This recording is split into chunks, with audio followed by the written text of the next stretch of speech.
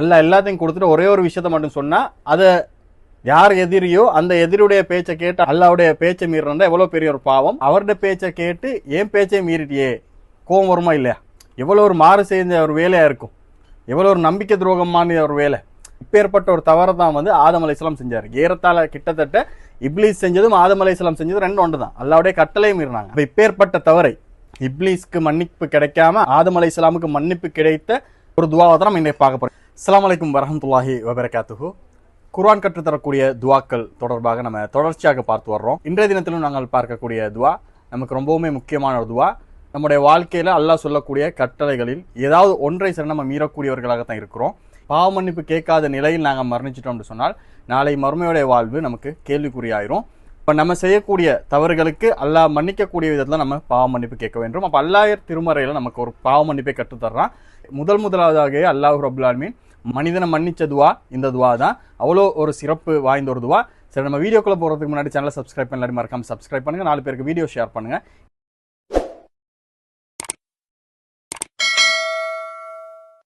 இந்த துவா எந்த அளவுக்கு சிறப்பு வாய்ந்தது என்று சொல்லி நம்ம தெரியணும்னு சொன்னா எவ்வளவு பெரிய ஒரு பாவத்தை இந்த துவா மன்னிச்சிச்சு என்பதை நம்ம ஃபர்ஸ்ட்டுக்கு விளங்கிக் கொள்ள வேண்டும். நம்ம எல்லாருக்கும் தெரியும், ஆதம் அலைஹிஸ்ஸலாமை அல்லாஹ் ரப்புல் ஆலமீன் படைத்து சுவர்க்கத்தில் அனுப்பி வகுலா மின்ஹா ரஹதன் ஹைசு ஷிதுமா, இதில் நீங்க விரும்பியவாறு உண்ணுங்க, விரும்பியவாறு இருங்க, வலா தக்ரபா ஹாதி ஷஜரா, ஆனால் இந்த மரத்தை மட்டும் நெருங்காதீங்கன்னு சொல்லி அல்லாஹ் ரப்புல் ஆலமீன் கட்டளை விதிக்கிறான். ஆனால் ஃபவஸ்வஸல்லஹும ஷைத்தான், அந்த இருவரும் வந்து ஷைத்தானுடைய வஸ்வசாக்களுக்கு மயங்கி அந்த அல்லாஹ்வுடைய கட்டளையை மீறிட்டாங்க என்ற இந்த வரலாறை நம்ம படிச்சிருப்போம். வரலாறை பார்க்கறதுல ஆதம் அலைஹிஸ்ஸலாம் மரத்தை நெருங்கிட்டாரு என்ற ஒரு சாதாரணமான ஒரு தவறாக தான் நாங்கள் விளங்கியிருப்போம். அதை விட பெரிய பெரிய தவறுகள் நம்ம செய்யறதுனால அது நமக்கு ஒரு சின்ன ஒரு பாவமா சின்ன ஒரு விஷயமா தான் நம்ம யோசிப்போம்.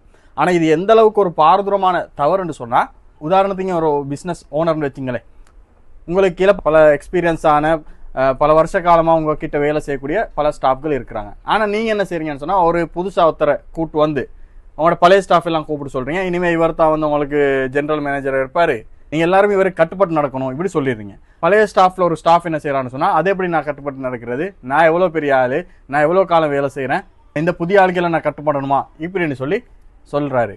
உங்களுக்கு நல்ல கோவம் போகுது. பஸ் சொல்கிற பேச்சை நீ மீறன்னு சொல்லி அந்த ஆளை வந்து உங்களோட கம்பெனியை விட்டு தூக்கிடுறீங்க, விரட்டிடுறீங்க.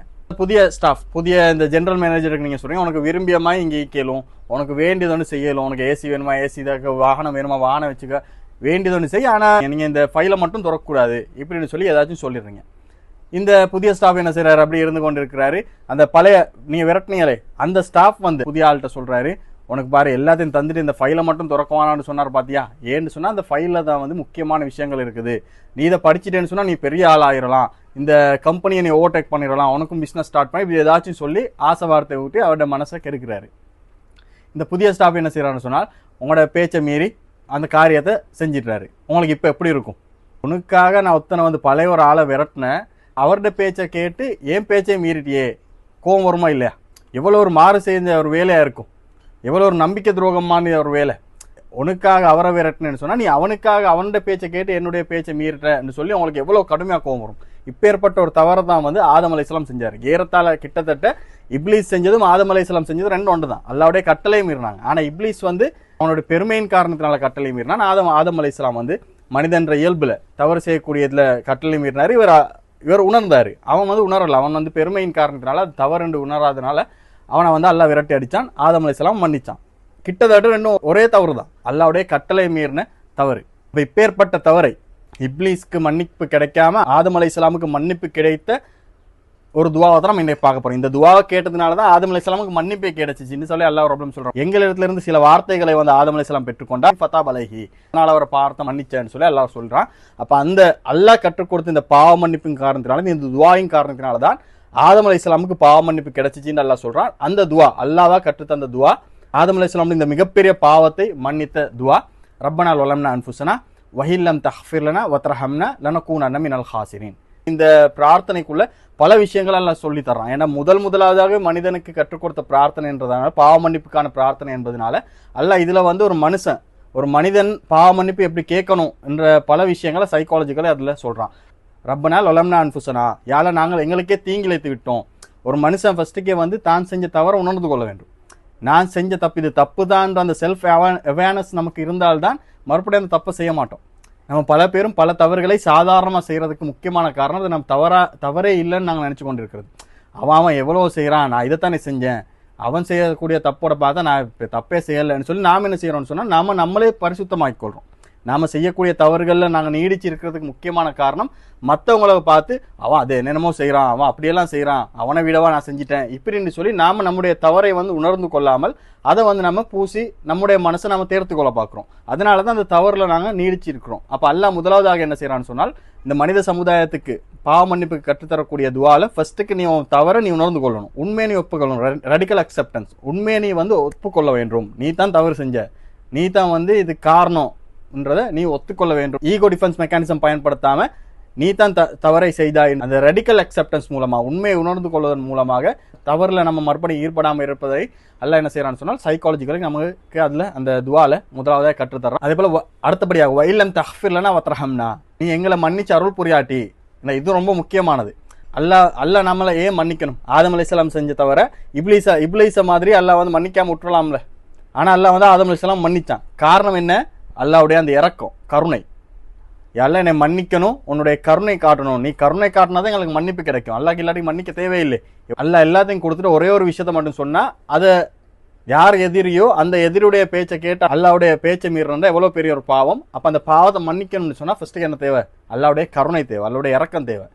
அல்லாஹ்வுடைய இரக்கம் தேவையாட்டி அல்லாஹ் மன்னிப்பு கிடைக்காது. அப்ப அல்லாஹ்வுடைய மன்னிப்புக்கு முக்கியமான காரணமாக அல்லாஹ்வுடைய இரக்கத்தை எங்களுக்கு பொறி, அல்லாஹ் நம்மளை மன்னிக்க மாட்டான்னு சொல்லி நம்ம ஹோப் இழந்துடக்கூடாதுன்றதுக்காகத்தான் அது. அல்லாஹ்வுடைய கருணையினால அல்லாஹ் நிச்சயமாக மன்னிப்பான். ஒரு ஹோப் தருது.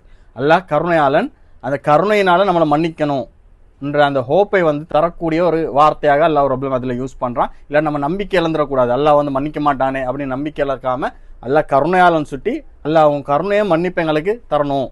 அடுத்தபடியாக லனக்கூலன மினல் ஹாசிரீன், இல்லைன்னா நஷ்டவாளி ஆயிடுவோம்.